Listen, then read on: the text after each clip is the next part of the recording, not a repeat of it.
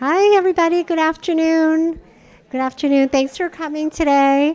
I'm going to introduce our guest, Betsy, in 1 second. But before I do so, I just want to acknowledge and thank Julie Malloy for sponsoring our refreshments again today. Thank you, Julie. She brought a lovely springy, look at how pretty that plant is. And so we're raffling it off, and we already did a random winner. And the winner is Georgie Brown. So at the end of the program, you can grab that plant, okay? Here, here you go. All right, and now I'm going to turn it over to Betsy, who I know is no stranger to any of you. She's here to talk about her fabulous trip to Antarctica. Thank you. Right. All right, here I am after our trip to the Antarctic. It was in December of 2024. Am I projecting all the way to the back? I hope so. Okay. And we decided to go. Actually, my husband first decided to go. I was actually reluctant because of our friend Alan Breitbart, who has said to us over and over again, stop taking those luxury cruises, take the action-adventure ones while you still can. And he's about our age. And so, nonetheless, I could think of plenty of action adventures that didn't take us to the other side of the world on a very long journey, but that's what we ended up doing because this was what he was very interested in doing, my husband, Bob. Now, there are quite a few photos here by us, but there's also lots by fellow guests because this is the kind of trip where professional photographers go, and at the end of the trip, we could all exchange photos, so I put in like 10 and other people put in 10. Some people put in really, really nice photos, so if I say it's by a fellow guest, it's probably by somebody that we met who allowed us to use it. Just one of the many, many scenes here in the Antarctic, but I wanted you to see this. This is what gave me hesitation. Now, I don't expect you to read the fine print here, and I'll even read this aloud to you. This is a disclaimer or a form we had to fill out and sign with our doctor's signature. That was a new one for me for a trip. That reminded us we were going to be in a remote part of the world where sophisticated medical facilities are extremely limited or unavailable, and timely evacuation may be impossible. And actually, I believe them, now having been there, timely evacuation, impossible. And then it goes on to say, strenuous to moderately strenuous. Of course, we made it through and we're seniors, and you know that I don't do like really vigorous stuff, so we made it through that. But getting in and out of zodiacs, walking on uneven and slippery terrain with limited assistance, the ship will be rolling, et cetera, et cetera. So again, this was not my top choice, but I'm really glad I went. All right, now this is a long outline. I'm just going to remind myself, don't try to read it. I'm going to tell you how we got there. I'm going to ask you to imagine what Antarctic even looks like, and my daughter Alice is going to help me. I'm going to explain why I did not go across Drake's Passage. You can call me a wimp if you want, but I did not. We flew. How we got around, who are the residents, and then I get into some biology because I'm a biologist, and then I'm going to tell you how Steve, one of our several exercise instructors, got very excited about this trip, if you know Steve, and put me into a little training program so that I could walk safely on ice and snow and around penguin guano, et cetera. And then what it was like actually to walk out on sea ice, and then a little something about climate versus weather, because people did ask me, did you see evidence for climate change? I want to sort out weather and climate with you, okay? And then lots and lots of pictures of ice, because it's ice in many, many, many, many forms. All right, now, Betsy, actually my daughter Alice, is going to come and show us an actual globe. Alice, if you want to grab this, because I need to show you something that you know. And by the way, I like this globe. This is from our house. First of all, put one hand on South America and one on a South Pole. Okay. I like this because it's not in a stand. If it were in a stand, we would not be able to do this because it would be showing us North America front and center, a little bit of South America, Europe, right. Most important places in the world, of course, China around the other side. Okay, this is North America. I'm gonna put my hand on it so you can see how big it is. about my hand size. Furthermore, I'm going to say, even if Alice holds this up and gets her hand out of the way a little bit, you can't see the South. You can't see the Antarctic, right? Just barely. It looks like a little scrap of land. So when I say I went to the Antarctic, you think, well, she probably covered the whole thing in about one day. Okay, now Alice is going to tip the globe so that we can see the Antarctic. Remember my hand? I put my hand over the continent. It's as big as North America. So if I were going to be going there for a few days, did I see the entire Antarctic? No. Did I go straight to the middle, trekking across the snow and ice to get into the middle? That's like going to the middle of North America to see the actual South. I did not step on the South Pole. Trust me, I did not. All right? So it's really remarkable how out of sight, out of mind it is. We know there's this thing down there and in way south of us, so far south we can't even conceive of it. But even visualizing it, I think, is difficult until you've been there, and even then. All right, furthermore, it took us 15 hours to get there, all right? Yeah, that gave me some pause, let me tell you. Here we are in Boston Airport. Here we are going down to the tip of Chile, and we weren't even there yet. All right, you guys can come up and reprimand me later. I said I wasn't going to go unless we went first class. So we saved up for it. We saved, and this took us 2 years to plan this, because I'm not sure it's so healthy to go on a plane for 15 hours. All right? So that's just why I went. All right. But then we weren't there yet. We had to stay overnight in Chile, and then wearing our boots, waterproof pants, and parkas, because in case, I guess, the plane had to ditch or something. So very uncomfortable for 2 hours across the Drake's Passage, more in Drake's Passage in a second, to a gravel landing strip with no control tower. Something devised by the military. And I know there's lots of vets here, and you might know what I mean by a gravel landing strip at the edge of the ocean where you fly out over a cliff and hope that you're going. And then, because it was all fogged in, we had to go all the way back to Chile and then back. So it took us like 6 or 7 hours with the parkas ready and the waterproof pants and the boots. That was pretty arduous. Okay, we arrived to the gravel landing strip, action adventure. And the reason I did not want to go over Drake's Passage is because it's considered to be the most dreaded bit of ocean on the globe. That's if we had gone by water across, which you can do. It's legendary among seafaring men. It is wild to go through the Drake's Passage like being in an elevator that drops. And I am proud to have experienced the 48-hour roller coaster of the Drake's Passage.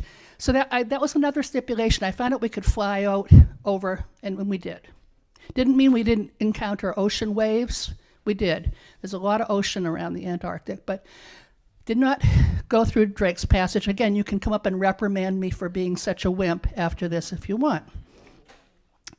All right, so we arrive, and now here's an interesting thing. There's me wearing our regulation orange parka, which I'll show you in just a bit, because I want to show you how bulky it is so you can imagine what it was like to put this thing on every day. We actually arrived to Chile, but then in a very, very short time, a matter of like 10 minutes, we were in Russia. And you might be wondering what I'm talking about. There are about 30 countries there that have staked their claim. They're not allowed to say they really and truly own it. They're not allowed to say they're doing anything other than scientific research on whatever little bit they are claiming. But when you travel from one to the other, the language changes, the signs change. And so we actually flew into the Chilean part, and now we're taking the zodiacs out to our boat in the Russian part. Okay? Yeah. And by the way, the Russians, so this gives you an idea of how dug in people are, and the United States is just as dug in, believe me. They've built themselves a little Russian Orthodox church, not actually so little. If you see the scale, there's a pretty big boat down there, up on the hill. So countries have really kind of laid claim to this over the course of decades, more than decades for some. And it's supposed to be all about scientific research. Sure looked like a military base to me, though. All right, there are no residents of the Antarctic, only scientists visiting at research stations that belong to 30 different countries. No military bases whatsoever. However, lots of military people there. And in fact, I know a really interesting person that we play pool with who was stationed in McMurdo Bay, Jim McKnight, who's not here, I don't think. Wonderful, wonderful stories from him. Was anyone else stationed in the Antarctic? And her husband, they know what it's like. They went through the real Antarctic winter. We were there in the Antarctic summer. Okay, a whole different thing. So if you ever want to sit down with Jim McKnight and ask him about his experiences, that's when you're really there. But you might be, okay, what are military people doing there? Well, they're helping to transport the scientists around. They're helping build infrastructure, which means those Quonset hut things, and they're doing rescue. So there's a real military presence there. And in fact, some countries have very, very few scientists and more military. So there's a little something going on with that, I would say. So it's a strategic place, I guess. All right, so we got aboard this. This is the National Geographic Explorer, which is very good at cutting through ice, as you will see in a bit. And remember, this is as big as North America. So we went down the edge. This is much further than you might think. It's not like 10 miles or anything. It's hard. I should have put a scale on this. We spent a lot of time skirting along the coast, stopping and going inland. That was the trip. And how we got around was by zodiacs. So every morning they would lower down big rubber boats of sorts from the side of the ship. And then we would get in, always wearing our orange coats. It was cold. It's summertime there, but it was definitely cold.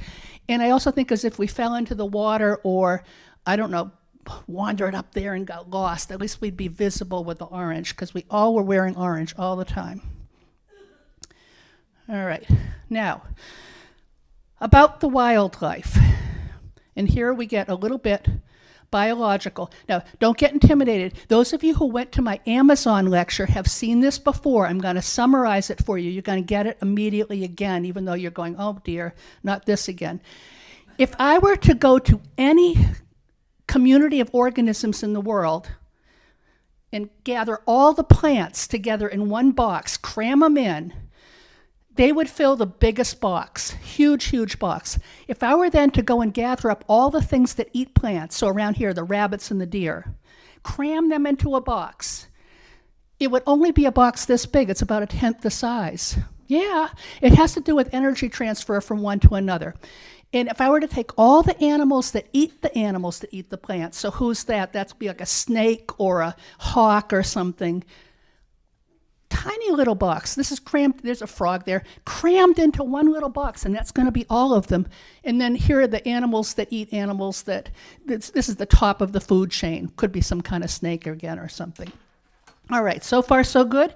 And I can prove it to you. So next time you're out on any kind of community, this happens to be the Amazon, but I'll show you something that looks like our rail trail in just a sec. Amazon, green, nothing but green. You don't see any animal that eats the greenery. You don't see animals that eat the animals. They're there, but by far the biggest box is the greenery. It works for our rail trail as well. That's not the whale trail, but it could be. It's the Adirondacks. Go out there, nothing but green. We can see it right out the window. If you're going to see a rabbit, great, but you're not going to see dozens and dozens or thousands. Do you see any fox? Only if you're lucky. Right? So this box thing works all over the world. All over the world. All right? That's the box thing. The trophic pyramid is what it's called. Whoops. Here we are at a nesting Gentoo penguin colony, and this was nesting season for this kind of penguin. Do you see any greenery there? No. And these are eaters of fish, which are in turn eating something green. So they're in a teeny weeny little box way at the top. Wouldn't you agree? There's a real problem here, wouldn't you say? This completely belies everything I just told you. Obviously, it looks like there's a place in the world where this does not work.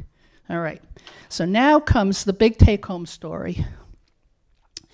Okay, I'm just reminding you, the penguins are stuffed into this little box. Where are the boxes below? All right. Okay, in the water, absolutely. So this is a very simple food chain. Could be made a lot more complicated because it's not just 3 species here. But the water is absolutely filled with little green algae, absolutely packed, especially at this time of year. Who's eating it? Is krill. That's right, little shrimp-like creatures. Who's eating the krill? Well, could be a lot of things, but whales are coming in and eating. Now, I know it seems improbable because the whale looks so gigantic and the little algae looks so tiny, but, okay, there we go, green algae, eaters of green, and eaters of the eaters, all right? But I will tell you, if you took all the algae in the Antarctic and stuffed them into a box, it would be a gigantic box. If you took all the whales and stuffed them into a box, it would be yay big. Yeah, So it works. It's just that you have to have part of the process going on in the ocean, which is why so many of what you think are of land animals are really aquatic. What those penguins were doing up on shore is nesting. They have to nest on dry land, but all their feeding and other activities are taking place in the water. All right, so just to remind you, full of algae. And then there's the top of our little pyramid there. All right?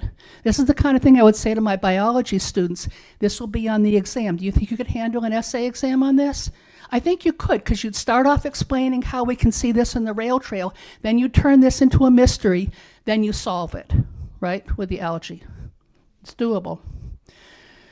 All right. Look, he looks so tough, doesn't he?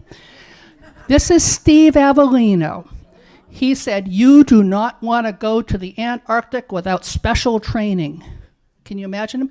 And by the way, this is a balance block. His foot is not on it yet, but if you've ever been on this balance block that he likes so much, you have to stand on it with one foot and you're rocking back and forth. So he was about to make me stand on that. Okay. Not a smile on his face. He was very serious about this. And by the way, Steve is not here. He's on vacation in New York, but he's probably going to watch this on video if it's being taped. All right, so first of all, I showed Steve some pictures from books. By the way, we started training like 6 months ahead of time for this. Yeah. So here are 2 Antarctic explorers in England practicing for what they're going to have to do. They're dragging truck tires across their lawn. Here they are for real, dragging every single supply they're going to need for like a 2-month journey. So they're practicing with the truck tires, and then they're dragging this across the terrain, which of course I did not have to do. I said, Steve, I'm not going to have to drag anything across the terrain, don't worry. Here I am dragging a truck tire or whatever it is. And actually, some of you who are in Steve's exercise class have to drag this around as well. So you know what it is. You have to drag it frontwards, you have to drag it backwards, up and down the hall. So yes, I went into training with the tire, just in case I had to drag my supplies across the terrain, which I did not. Then Steve said, the ship is going to be rocking, and this crew is going to string up ropes so that you can walk around safely. I said, no, Steve, we are deliberately avoiding Drake's Passage, which would be absolutely true. In fact, you'd probably stay in bed for Drake's Passage, or at least I would. Steve was right. So Steve actually looked into it. He said, no, the entire Antarctic Ocean is pretty rough at times. So here I am, actually on the ship, holding on to one of the ropes while it rocks. Furthermore, in the dining room, the chairs were kind of chained down at all times. You could pull them out, but you couldn't carry them anywhere. I guess in case it really started rocking, the chairs would be all over the place. So they were all kind of chained down. And so here I am. It looks like a device of torture, I know, but this is a half of a exercise ball. I have to balance on top, and this is a rubber band suspended from this thing, in which I had to rock back and forth and try not to fall off the ball. All right, so that's Steve's exercise for the rocking boat. Now, we also had to get in and out of zodiacs, and I don't actually have a picture of either my husband or me getting in and out of one, because honestly, we were focusing. It's not the kind of thing where you're getting in and out and snapping pictures. You're just like, thank goodness I'm out, thank goodness I got back in. Not that easy. And can I just digress for a second? I'll get to the getting in and out for a second. All right, what am I wearing here? Smart clothing. Let me tell you, I was freezing when I got back from this excursion. What is he wearing? Okay, how did that happen? How could he be so underdressed? Well, that particular morning, the guides announced, it's kind of warm out there today. Now, by warm, they meant, I don't know what they meant. He said, oh, that's great. I'll just pull out my hat so my ears are exposed. I'm going to have no mittens, and I'm only going to wear the liner for my parka. Yeah, I know. It's like, okay. Anyway, but back to getting in and out of the zodiac. This is my picture of me in a zodiac. Clearly, I successfully got into a zodiac here. Here's our exercise that Steve and I devised. So there's the exercise ball. I have to sit on that bench, and I have to swing both legs over, and it doesn't count to swing just one leg at a time. He said, no, don't do that. You got to swing both legs over. So here I am swinging them back and forth and back and forth. This is our zodiac exercise. All right, and then we have this problem. The zodiac pulls up to shore. Eventually you're going to get to snow and ice, but here are lots of different shapes of round boulders and things and rocks, some of which are slippery. So we had an exercise for that. Here we are. So Steve has kind of devised, that's the little balancing thing that's actually very tippy, this. Then I've got to leap onto that. So that's just getting off the zodiac. Then Steve said, the shore is going to be filled with penguin guano. Well, he was right about that. The penguins are pretty much standing there defecating in place for weeks at a time. So then I had to step off onto these little things to avoid penguin guano. This was all very, very good, actually. So if Steve were here, I'd be thanking him. And if you're going on an action-adventure trip, do not hesitate to tell Steve about it, and he will handle the details for you, all right? By the way, sometimes I could do this without Steve holding my hand. Truly, I could. Yeah, not always, though. So here's my husband, Bob, making his way. Over there is the zodiac, not in the picture, making his way up this. Not easy. Even a walking stick is not helpful. And then once you get up there, it's icy or it continues to be rocky. There I am. But sometimes you are walking on ice or snow. And here I want to show you this parka. Here's Bob and my husband Bob in the locker room that we had to go to every day, at least twice, where you would put on your regulation parka, which they gave to us. Yeah, they gave us a parka to take home. Very nice, actually. Parka with its liner, waterproof pants, long boots, a life jacket, your hat and gloves. All right, let me just put on this parka. This is without the liner. Today I did not bring the liner. So every guest got one of these. It's a great parka. It's supposed to have a liner. So I left the liner at home. If it was in the liner, I'd be really puffy looking like this. But here it is. No, this is just the shell of it. Okay? It's actually very nice. This is great for like snowballing around here. Yeah. Of course, then we had to haul these home on the plane. Yeah, okay. All right. So actually, getting the boots off and on was an ordeal for both of us. Yeah. All right. Now, the importance of summertime in the Antarctic. December is summertime. Daylight, absolutely daylight. by the way, one of the many pictures of our ship off in the distance also gives you a little idea of what I mean. Like once you've gone up the rocky shore, then you're on ice. Those are the two big choices. And then penguin guano. All right, a few weeks before we were there, our ship could not have been in this particular bay. There's lots of bays, as you might imagine. Big as North America, it's nothing but bays and inlets and stuff. But look how the sea ice is breaking up. And our ship is able to enter this bay now without breaking through the ice. But it would have been solid ice, and I'll show you a picture from a different bay where it was solid ice. And that's important. Summertime is very important in the Antarctic. If the ice were not breaking up, and the next few wildlife photos are by fellow guests because they're real action photos. These people had really good cameras. A few weeks ago, this humpback whale could not be there. He'd be somewhere else. He'd be out in the open ocean. He'd be coming down from North America or Northern California, Alaska, but he wouldn't be here because he needs to come up for air. So he can't be in a bay that's completely covered with sea ice. Furthermore, he's going to be eating those green algae. They're not going to be around if the bay is all covered with sea ice and it's dark. So this is the time where all the animals come back. And in fact, people who are stationed at McMurdo in the military over Antarctic winter probably didn't see any wildlife whatsoever. There's just nothing for them to do or eat. By the way, every time we saw a whale, and we saw lots of them, they're doing all sorts of things close to the boats.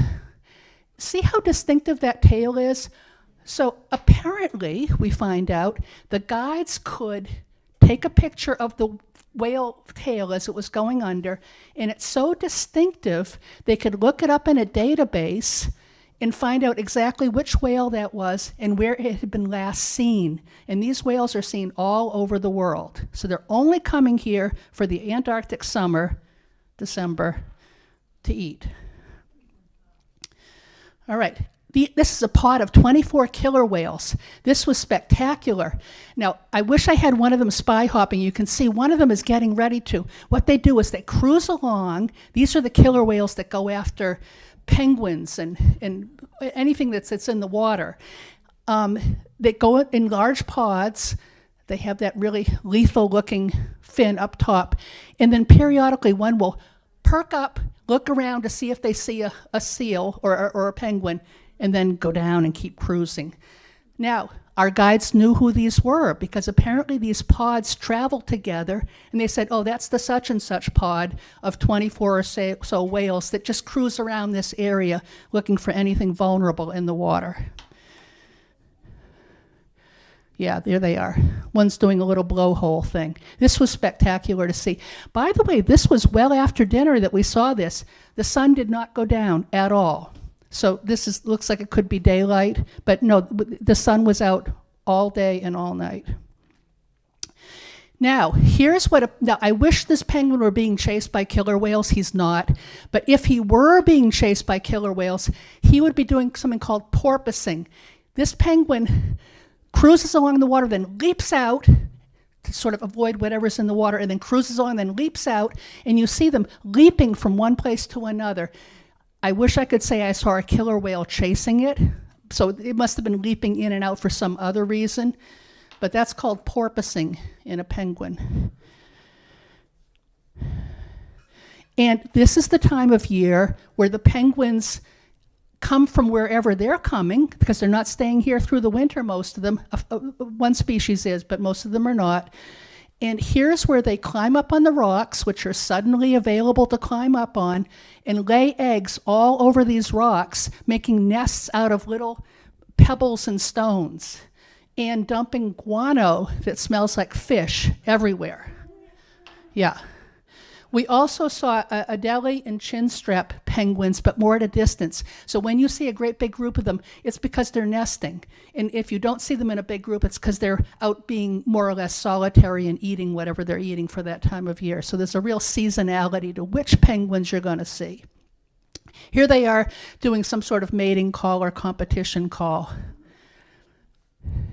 And here is a skua. Now the other major animal there are various birds, many of them birds of prey. So see this little baby penguin here?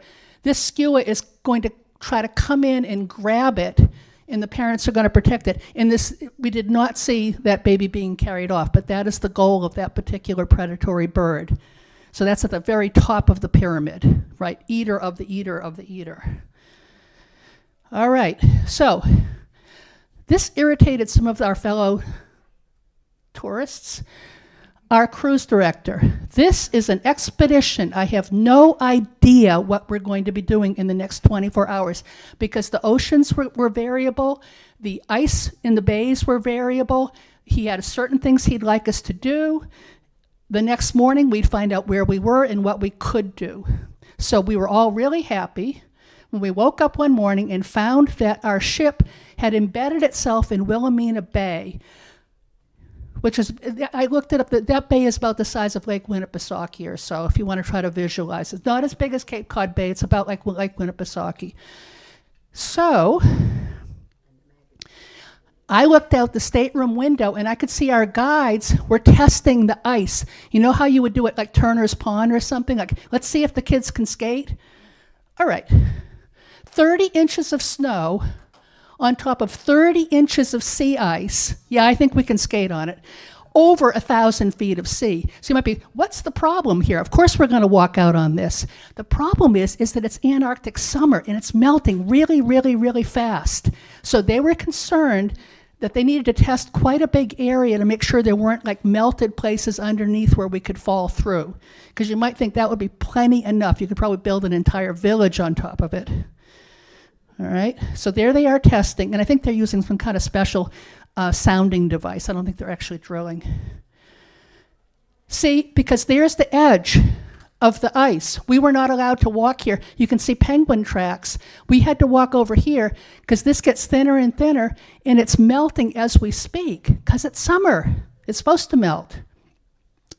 The next expedition might not have walked on this same bay. Here we are walking all over it. It was just spectacular to walk on sea ice in this bay.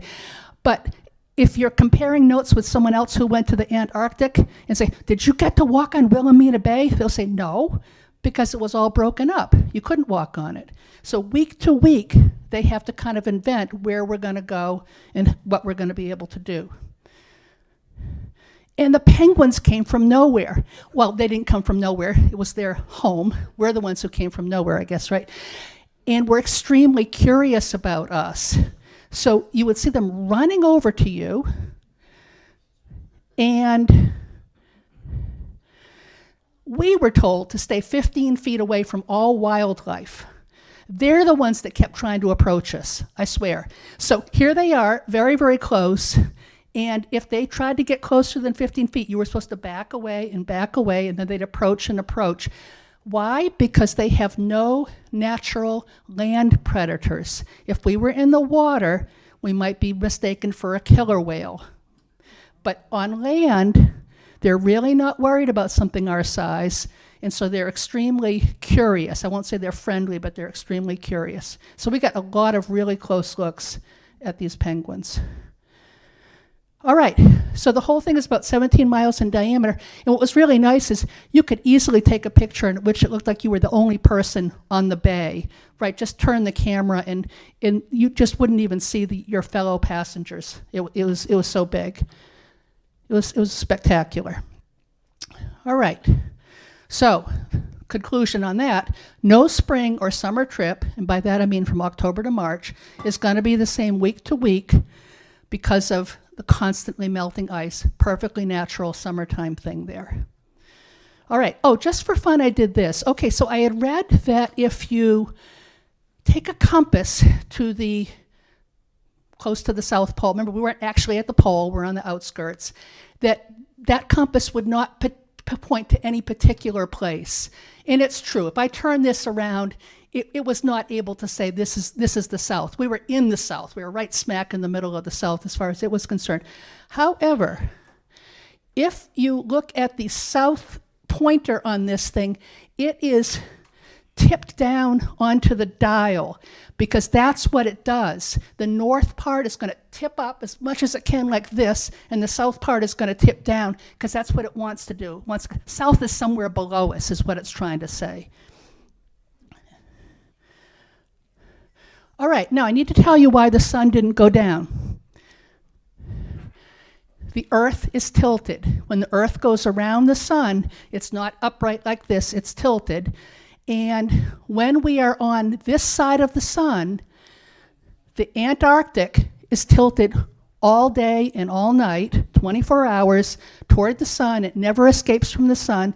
And by the way, same thing happening in the opposite for the Arctic Circle in December, dark, dark, dark the whole time. Now, it takes 365 days. Well, let's say half a year later, you're on the other side. 365 days to get around the whole thing. Half a year later, okay, we're on the other side of the sun. Here's the Arctic Circle. Now it's tilted permanently toward the sun. Here's the Antarctic tilted permanently away, at least for those months. So June in the Antarctic is the deepest, darkest winter. All right, and this is midnight sun up here in the Arctic Circle. And this is what the military people and some of the scientists who stay year-round in McMurdo Bay experience. Then they're really experiencing something that I cannot say I've experienced, what it's like for it to be dark 24 hours a day. All right, weather versus climate. I want to sort this out for you because I did get questions. Certainly we had plenty of weather. Did we see evidence for climate change? It's a good question. All right? But I need to sort out the scale of things. And I think that's what makes the whole topic so difficult. Like we could have an entire course on climate versus weather, and then you could write a final exam on it, and it'd still be pretty challenging. All right? Weather is in minutes, hours, days, weeks, months, and even years, even short years. Okay? Climate, decades, but more like hundreds of years, thousands of years, tens of thousands, which is why you sometimes say, okay, we're doing this on behalf of our children and grandchildren and great-grandchildren, right, if you're hearing what the usual popular press says, because it's on a scale that's really hard to imagine. And every single day we're experiencing weather. All right, now, I have two graphs to show you. I happened to pull this off the internet for 20 days in April. That's why it says now. That's when I took it off. This is Boston weather during 20 days of April, going all the way down from 20 degrees up to, we had a warm day, no, up to here, I think, up to in the 65. Not down to 20, down to 30. So 30 to 65. We're down to 28. Here we are up to 65. This is just a 20-day period. And we experienced that. I remember being here at the Council on Aging, people go, gee, what is going on with this weather, right? It's up, it's down, what am I wearing today? So it's a great example of how we experience weather, okay? It's very vivid for us. It's all about what we wear and what we're doing in our houses for heating, okay? So that's days, even hours. Now, here is the scale that we need to talk about. Each one of these, this is 100,000, 200,000 years ago, 300,000, 400,000, all the way to 1 million years ago. All right? Huge, huge, huge scale. You might wonder, where are we? We're not on this. You cannot put 1 year or 5 years or 10 years on this scale. This is 100,000 years right here, okay? Look at this. This is climate. Look at it bopping up and down. So what's going on here is these are the warm periods that have happened in Earth's history. We're heading into a warm period. There we are, kind of right there. We've had ice ages. Here's a small ice age. Here's a bigger ice age. Here's a big ice age. Here's an ice age. We just came out of an ice age. We've been coming out of an ice age for the last 20,000 years. This place where we are right now used to be covered with ice, absolutely covered with ice. We started pulling out of it and warming up, and here we are warming up. So, yeah, we're warming up, okay? And yes, that's climate change. And yes, there are going to be consequences, okay? But it's a very, very different scale. So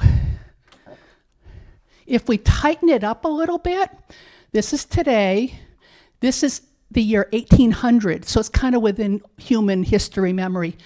The year 1600, the year 1400, the year 1200, so we've just tightened the scale up a little because we're going to get a little closer look at climate. We had a little ice age right here about 1700, and it really affected people in Europe. We had a little ice age right here. Then we had a little warming period.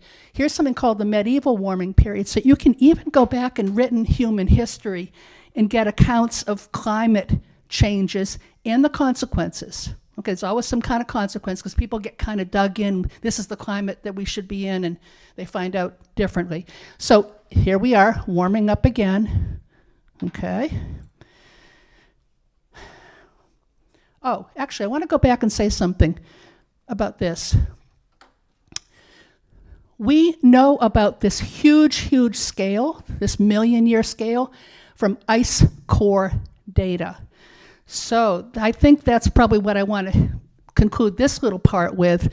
When people say Antarctic has really good evidence of climate change, what they mean is when they take an ice core and they look at it very carefully, and if the ice core is deep enough, they can actually distinguish warm and cold periods. So yes, scientists can visualize climate change in the Antarctic. A person like me who has just arrived for the summer is going to experience a fluctuation of temperature like we experienced in the Boston area in April. All right? So I'm not saying I'm not a climate change denier. I'm just sort of like, no, I did not physically see evidence for climate change because it would be impossible. I saw weather and a lot of it. Okay? All right, ice in many, many forms. Mostly taken by fellow guests. The ice was absolutely irresistible. If you like ice, you're going to love this place. I mean, look at the size of our zodiac here. See, there we are right there. Yeah, and by the way, there could have been like 10 other zodiacs out and about. You could easily be out of sight of everything. You're out of sight of the ship as well. Look how big these icebergs are, and let me tell you something about them. One of the reasons they're shaped all different ways is because they can easily tip over. What happens is they melt away at the top and they become lighter, or they melt away at the bottom and become lighter, depending on what the water currents are doing or the air. And suddenly, if you're going by one of these, it can flip over and do some damage. So our guides were actually trying to avoid some of these. That is, we weren't going right up next to all of these for fear it could be the exact moment it flips over. Yep. And here's a close-up view. So we got close enough to do this. Top of an iceberg, the bottom can be enormous. This goes way, way, way down into the water. How much? It could be at least as much as you're seeing up top, maybe even more.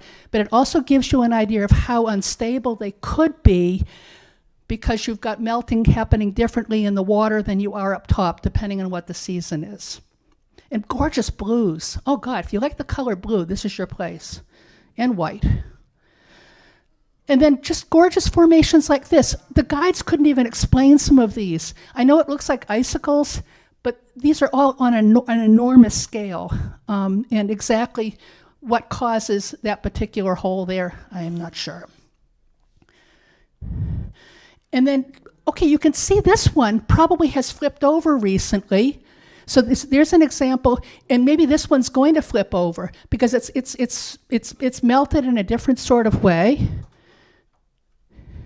By the way, we had great weather. It was just, the sun was out all the time, not just because of the tilting of the earth. I mean, we did not have rainstorms, we didn't have snowstorms, we didn't have cloud cover. It was just sunny all the time, including at 1 in the morning when I get up to use the facilities, if you know what I mean. I'd look out the window and I was like, it's still sunny out. All right, beautiful, look at this. Yeah. So people just could not stop snapping pictures of these, as you might imagine. And then more. Just almost inexplicable how, I'm sure there's a whole field of science that I don't know about that will explain exactly about these melting patterns. All right, and there's my husband, Bob. He died a month ago. This was our last trip. The end. What questions do we have? Oh, good. Okay. Actually, my daughter Alice is going to make sure that people get heard. So, do you know how to turn that on? Yeah, it's on. Okay. So, if you have a question, my daughter Alice is going to come over so everyone can hear from the back. So, what's your question? They said that there's a lot of Is there's a lot of melting in the Antarctica for years. My husband was there in '68. The krill are starting to move out into the warmer waters, and it I guess indicates that it's melting faster than they thought it would, or whatever. And the food for the penguins and stuff that's going with it, that's part of it. So, interesting point. When people say that it's melting faster than expected, they still mean on a large scale, okay? And it's a really tricky thing for us. Like if I told you it was going to be cooling down faster than expected tonight, you could all visualize that. I know what I got to wear tonight. For something on the climate level to be warming faster than expected is more difficult to describe in our terms. And even something like the krill is disappearing, well, it looked pretty active to so it's all very, very subtle on a climate level. It really is. I'm not saying it doesn't happen, it didn't happen, isn't happening.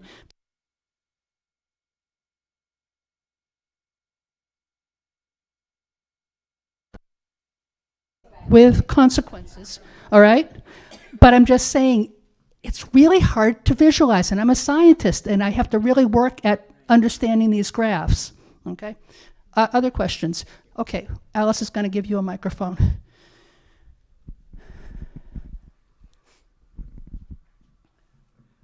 you hear me? Yeah. How is it that the communication system works? Like, how do you know? I know there has to be a lot of computers and probably the latest technology, but what satellite or whatever does it beam off of to get you there? Oh, goodness, Linda, what satellite? I always assume nowadays there's satellites everywhere. Okay, that might be something I can't answer. I assume there are satellites anywhere. That said, I think we were not in great reception. We did not use phones or computers all week, but I think on a ship like that, they are figuring it out. Sorry, Linda. Ham operator when my husband was Oh. down there was the whole year that we were engaged, and that's Right. over ham operator, and we spoke over, and that's how we. Sure, ham operators back in the day when people were stationed there in the day. And I'm sure all kinds of clever things that the military has come up with. Alice, can you grab that? What was the temperature? Okay, well, but before it's the temperature down in the 10s at night, but a really warm day would be 30. But then you got a wind chill thing. You got a serious wind chill. That's what affected me most. That's why I was all bundled up like that, because cold wind coming in. Yeah. What are the summer months?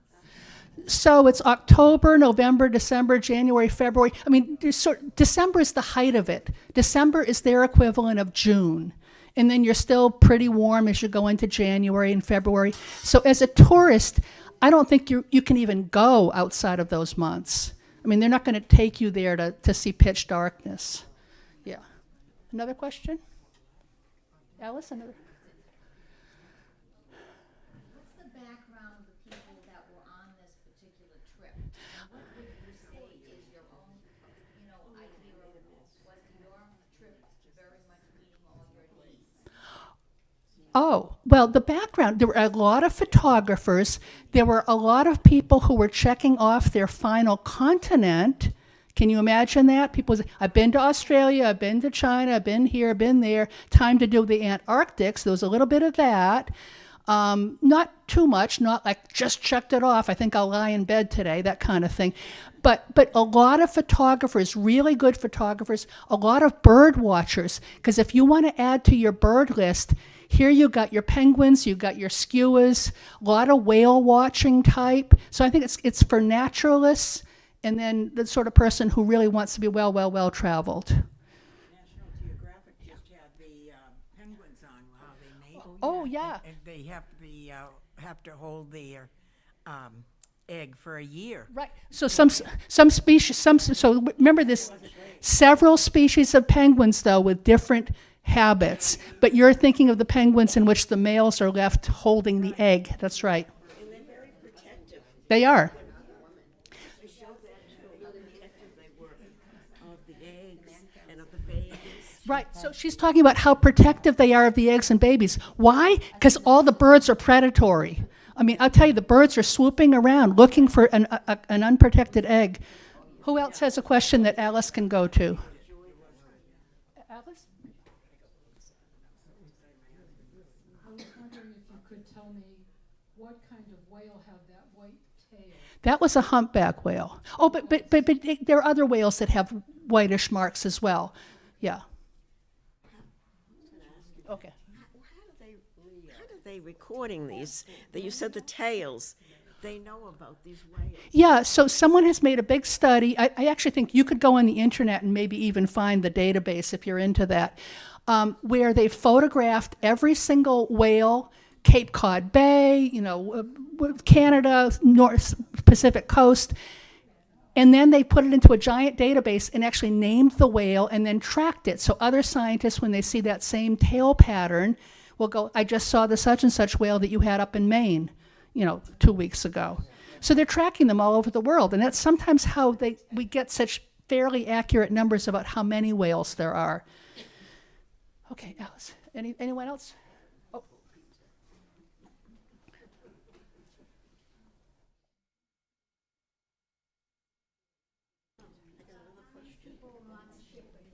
There was about 100, and then the crew was probably about 200, because it takes a lot of crew for a ship like that. Yeah, especially since we're sort of in the middle of nowhere. Okay, Linda has a question. Can you? What was the menu like that you It was great. Oh, actually, and that's a follow-up for, was this satisfying to you? Yeah, we'd come home to some really nice food. Yeah, I'd be freezing after the Zodiac ride, and then I'd go and have some hot chocolate. No, actually, the food was marvelous. It really was. So this was like an action adventure for people, that need to come home and have some food that is fun to eat. All right, question.